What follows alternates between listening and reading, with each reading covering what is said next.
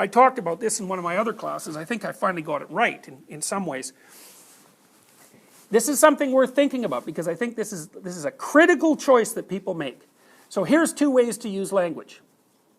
Like let's say I'm going to pick up a girl in a bar, all right? So I have a goal in mind, and the goal is sort of, the girl's irrelevant to the goal insofar as she could be another girl. So it's a psychopathic goal in some ways. Because really, because the individual doesn't matter. It is, I'm serious about that. So what I'm going to do, say if I'm a pickup artist, I follow these pickup artists online, because I'm so curious about their use of psychology. And all they ever do is come up with, it's like a whole horde of men talking about how to deceive and manipulate women. It's extraordinarily interesting and extremely psychopathic. And also it's very, very, very, very, very unsophisticated and unskilled. Because what the guys are, they're lumps, basically, and what they're trying to do is to acquire the veneer of sophistication. And that's psychopathic. So anyways, that's my little spiel on pickup artists. But they're very interesting.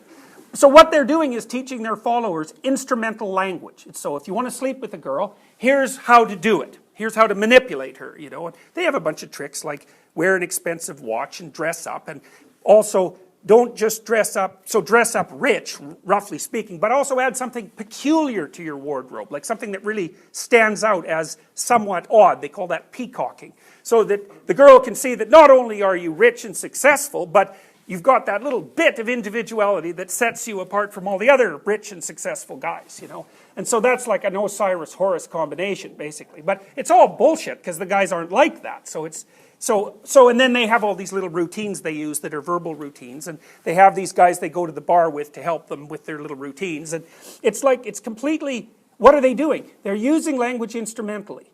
They have a goal in mind, which is their goal, and they know that what the goal is, and they know that the goal is right insofar as they're pursuing the goal, and then they're willing to say anything to obtain that goal. Now you think, well, I think that's the instrumental use of language. What do you do if you're not using instrumental language? That's interesting. What you do is you try to communicate about the situation and your response to the situation, whatever it is, as clearly and accurately and articulately as you possibly can, all the time, and see what happens. That's a whole different thing. Because the proposition there is, to the degree that you're transforming your experience into reality, into articulated reality, the things that will follow from that will be the best things that can possibly be, even if you don't know what they are. So there's an openness in that approach. It's like, I'm going to conduct my relationship with person X in the most truthful possible manner, and I'm going to see what happens. And then I'm also going to assume that whatever happens is the best thing that could have happened. Because like, how the hell do you know if it's the best thing that could have happened? Maybe the person's all offended and irritated. I've seen this with my clients a lot, so especially with the agreeable ones, because they're all bent out of shape with resentment because they're not saying something, you know. And so, and because they're not saying something, they're getting shepherded into some situation they don't want to be in. Like maybe they have to go live with someone they don't want to live with, and they don't want to, you know, express themselves because that'll hurt someone's feelings. It's like, so we talk about that in a bunch, and we figure out how you could say what you actually think. And usually what happens is, they say it, they get in a whole bunch of trouble, and then 2 days later the problem goes away. So, they're afraid to say what they're actually using silence instrumentally, basically, because their idea is, I don't want to fight with you. Well, so how do I not fight with you? I don't say anything that will upset you. It's like, will upset you when, exactly?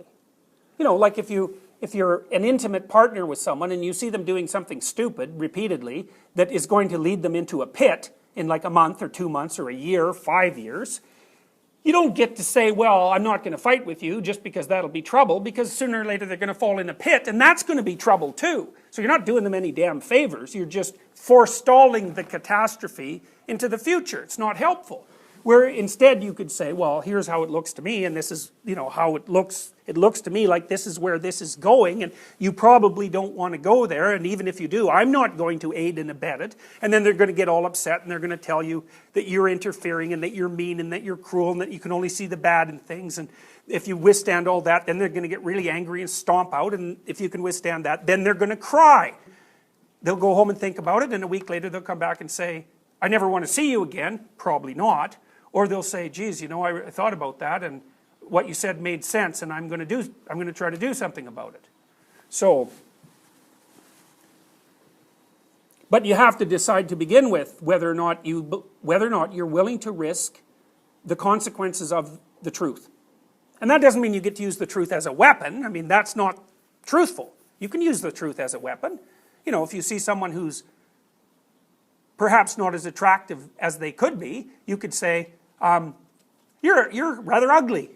Which in some sense is the truth. It's a statement about, but it's not the truth at all, because for it to be the truth, it has to be embedded. What it really has to be is embedded in the Osiris-Horus pyramid.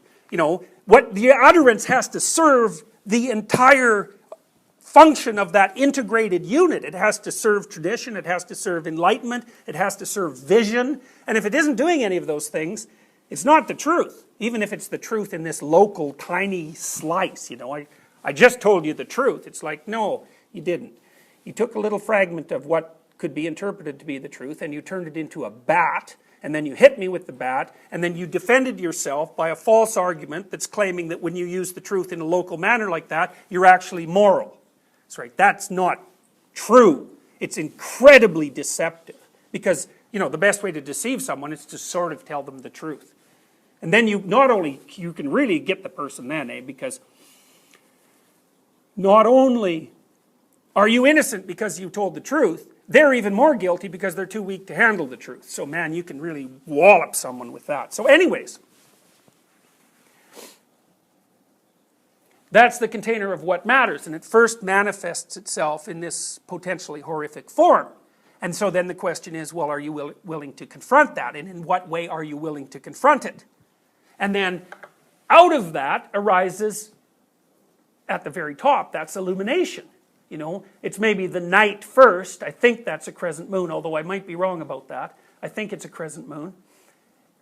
What arises out of that is the contents of the unconsciousness, and then finally illumination.